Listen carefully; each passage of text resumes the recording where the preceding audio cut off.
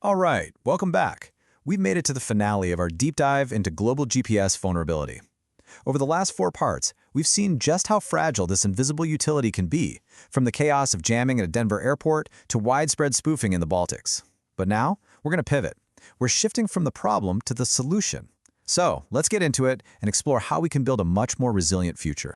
And just as a reminder, this is the 5th and final part of our tutorial, and it's all based on the fantastic report Global GPS Vulnerability from Virtualization Options LLC.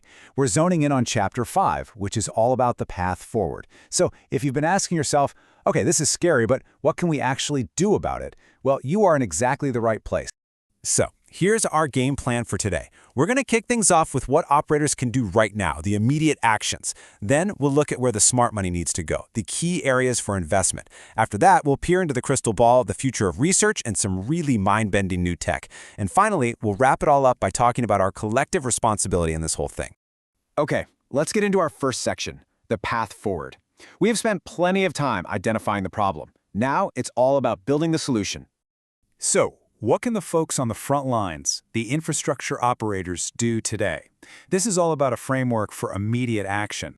The report lays out this fantastic 4-step framework. It's really the heart of the recommendation. First up, assess. You have to know what you're protecting.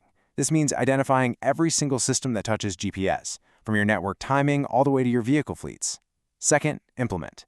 This is about deploying multi-source PNT. That's positioning, navigation, and timing. Think of it like this. You wouldn't run a data center with just one power source, right? You need a backup. This is the same idea, but for navigation. Third, establish. You need a playbook. What happens when you detect an attack? Who do you call? What's the response? And finally, partner. This one is huge. No one organization can solve this alone. You have to share threat intelligence with government and industry partners. Of course, putting that framework into practice isn't free. It's going to take some smart, strategic investment to make this resilience a reality. And this slide really nails the balancing act involved. You've got to weigh the cost of protection against the potentially catastrophic cost of an outage. What systems absolutely, positively cannot fail? Start there. Then you have to pick the right backup tech, what works best for you in terms of performance, cost, and how hard it is to integrate. But the last 2 points here are the ones people often forget. You have to test your backups with realistic drills, and you have to train your people to work without GPS. Technology is only half the battle. The human element is absolutely crucial. So, while operators are working to secure today's systems, there's another front in this battle. Researchers are busy building the next wave of defense. And here are some of the key priorities for that research. You've got encrypted signals. Think of it like a digital signature that makes it impossible to fake a signal. Then there are advanced antennas that can basically pinpoint a jamming signal and just ignore it. We also need better alternative PNT sources to get away from having all our eggs in the GPS basket. And finally, AI-powered monitoring, which can spot, analyze, and even find the source of an attack in real time. It's all about creating a defense with many, many layers. All right, now for the really fun part. Let's look over the horizon a bit, at some of the technologies that could, one day, move us beyond satellites altogether. And the big one here is quantum. Yeah, quantum sensors. This tech uses the truly strange and wonderful properties of subatomic particles to measure motion and time with just mind-boggling precision. And the key takeaway? It means you can navigate without any external signals. None. That makes these systems totally immune to jamming and spoofing. It's a potential game changer.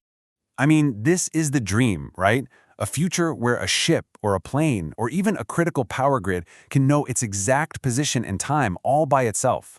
Now let's be clear, this tech is mostly in the lab today, but the report points out that research into making them smaller could make them a practical reality for critical infrastructure within the next decade. How cool is that?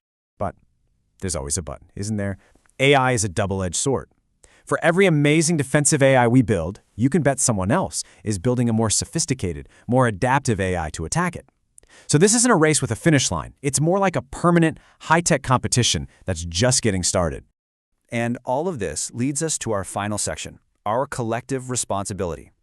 Because securing this invisible infrastructure, well, it isn't just a technical problem for engineers to solve, it's bigger than that.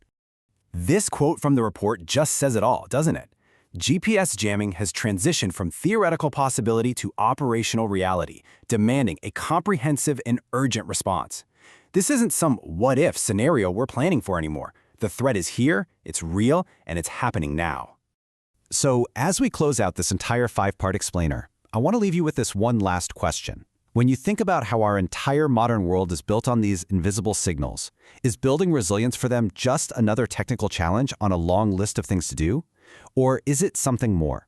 Is it a fundamental social priority for the 21st century? Thank you so much for joining us on this journey.